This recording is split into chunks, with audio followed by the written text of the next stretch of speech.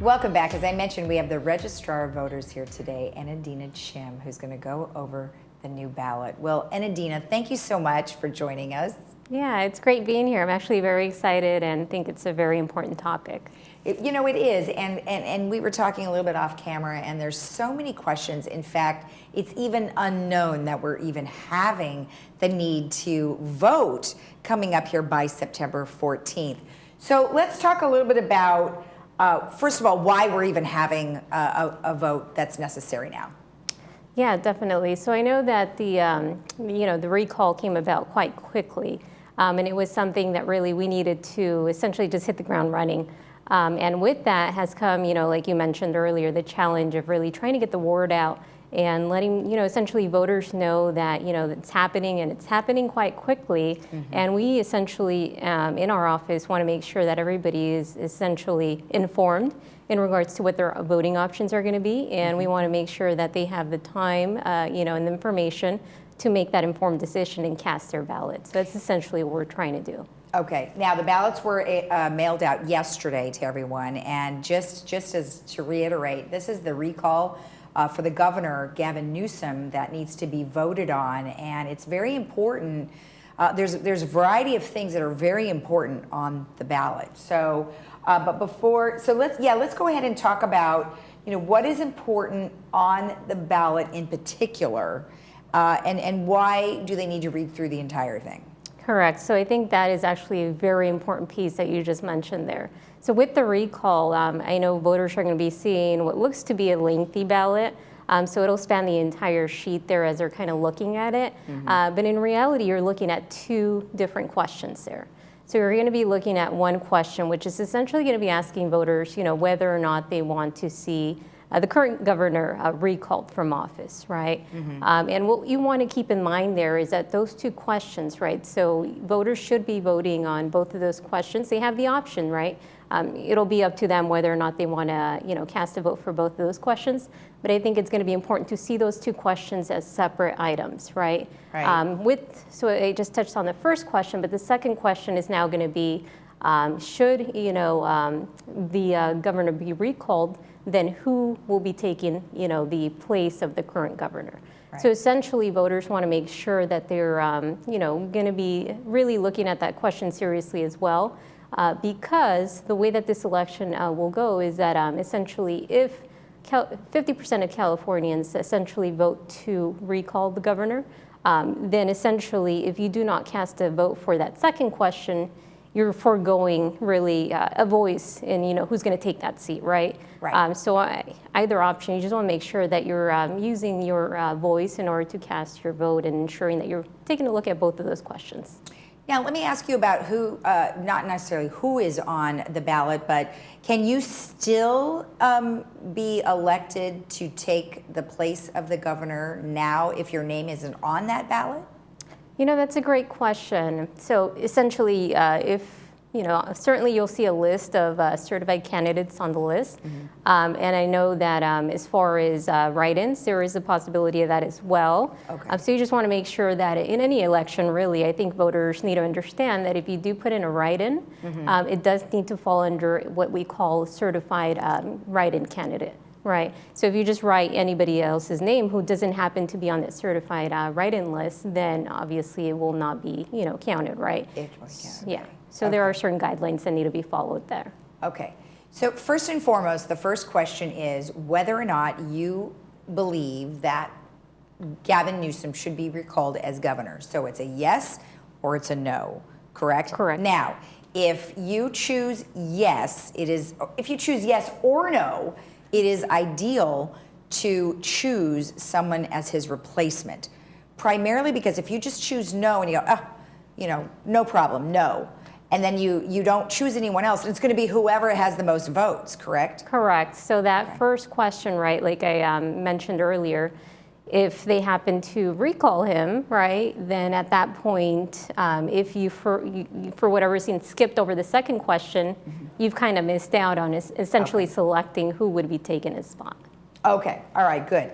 Now, is it just mail-in ballot? Can you physically drop it off? Can you go in person? What are the options? So So essentially, right now, I know that as of 2020, we actually transitioned over to what's called the vote center model. So what the vote center model actually offers voters is essentially an increased number of options when it comes to voting. One of those options, like you mentioned, is either voting at home. They're able to complete their ballot and then essentially put it in an envelope, deliver it to one of our vote centers in person if they happen to want to walk in there and deliver it, directly to our staff. They also have the option of dropping it off at one of our 116 permanently installed ballot drop boxes throughout the county. They're actually open 24/7. In addition to that, we actually, this particular election also have 4 additional drop-off staffed locations that are actually set up across the county. Most of those are city-based locations such as city halls. Okay. But really all of those details will be coming to voters in their voter information guide, which will come hand in hand with their ballot, which just got mailed out yesterday as well. Okay. And then in addition to that, I know that voters will also have the option to visit one of our 64 vote centers in order to vote in person. So another important thing to consider with these vote centers is that we do have 11-day vote centers and we also have 4-day vote centers. So the first essentially the first wave of vote centers will open on September 4th. And then that'll be followed by the 4-day vote centers that will then open up on the 11th and run essentially through Election Day, which is 14th. Okay, so I'm sorry, could you please tell me again what those are? So there's 14 and what is the difference? One is just opened earlier than the other? Correct. So all of our vote centers will offer all of the same, services, amenities, right? Okay. But the only difference is that we stagger the opening of those, right? Okay. So essentially, the longest vote centers, that will be open for longest period of time, which will be a full 11 days, including Election Day, Yes. will begin to open on the 4th. Okay. Of September. Okay. So at that point, you will see essentially about 30 of our vote centers available throughout the county, up and running, and voters can come visit those. What happens then is that as we move into the 11th of September, we then see another wave of our vote centers opening up. I see. So now, those obviously opening up a little bit later will now fall into our 4-day vote center categories. Now, are those personal in votes, or are they just going to drop off their ballot? So essentially our vote centers there, voters can walk in, right? They can go ahead and either, they may even have voted on their ballot and then they decide, you know what, I want to go in person, I've changed my mind. They're certainly able to do that. They're able to, go ahead and, make sure that they cast their vote there, in person. They're also able to drop off their ballot, as I mentioned earlier. So really the options are going to be up to the voter to decide. Now, as you know, there's been an awful lot of questions about voter ballot validity, security, a lot of questions. And so I'm wondering if you might help our residents understand, what you guys are doing to help protect our votes. Yeah, certainly. So I know that our registrar, Neil Kelly, right, takes security really, really seriously. And, he's been there a very long time. He knows, elections, and he actually has very strong partnerships with FBI, Homeland Security, our Orange County District Attorney's Office as well. And, every election, I know that that is one of the key things that he's, working hand in hand with them in order to ensure that security is, is met, and that we're looking at ways of improving it as well. So essentially, it's something that is always taken very seriously. Right. Well, I know that there's so many people who have questions about it now since things have been happening over the course of the last year. There's been questions, and also with COVID too. Are there some precautions that people need to take into consideration if they are going to these voter ballot areas? I know that currently we're following county safety guidelines, so I know that that's constantly changing, but essentially we're going to be moving with those forward. So currently, the way that it's looking, we're essentially going to be operating under the same standard, which is if someone happens to be unvaccinated, same rules would apply versus somebody that's vaccinated. But again, it would be something that they would themselves monitor versus us. Okay, and that's particularly, you need to follow your county guidelines to see where you fall with that. Correct, So, yeah. Okay, all right, good. Yeah. Let's go back to the ballot one last time, because sometimes people will fill out what they need to fill out on the interior, but then they forget on the envelope that it's super important for you to sign your name. Yes, so I'm very glad that you're bringing that up. So essentially, yes. So you're not done. Once you've actually marked that ballot, you want to make sure that you finish the job right. And that you finish it completely, right? So what that will mean is that you want to make sure that you use the envelope that we provided you as well, right? You then take a look at that flap that's in the back. You ensure that you're signing off on there.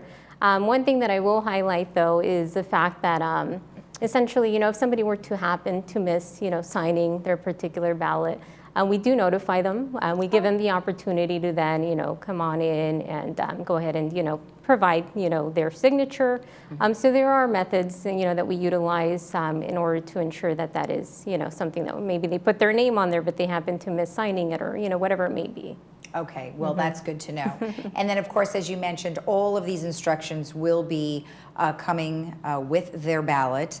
But then if they have any questions, or they have specific questions either prior to receiving the ballot or once they have gotten it, is OC Vote the best place for them to go to? Yes, absolutely. So they definitely want to get a hold of our office. I know we have our, currently we have our public phone bank up as well. So essentially, we're ready. We have our staff ready, and, calls have been coming in, and we're ready to really provide that information that voters need, especially with this condensed timeline. We want to make sure, like I said, you have any questions, you have anything that, needs to be cleared up, definitely reach out to our office. We have our website, ocvote.com as well, where your voters can get more information. Definitely invite them to contact us if there are any questions, concerns, anything that we can help clear up, essentially. Okay, good. And then the deadline is September 14th. Is that midnight? No.